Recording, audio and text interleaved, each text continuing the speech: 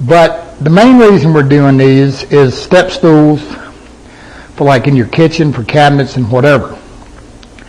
And there's nothing new about them. Okay, here's what we drew. What we're going to look at doing is we've got the first level here, and we're going to do this as one section, then we're going to do the other section.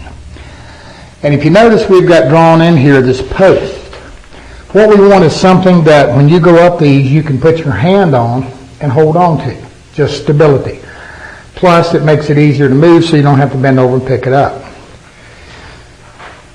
A couple things we want to concern ourselves with. We want to put a support underneath the top on both of them. Now, typically the bed steps, I've normally done them in a 6-inch, 7-inch range, meaning that I was usually 6 or 7 inches wide, 6 or 7 inches tall, and then I double it for the back. So if I did a 7, the back would be 14.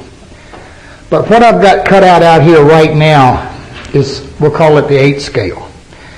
I've got it 16 wide, be 16 tall in the back, and 8 tall in the front.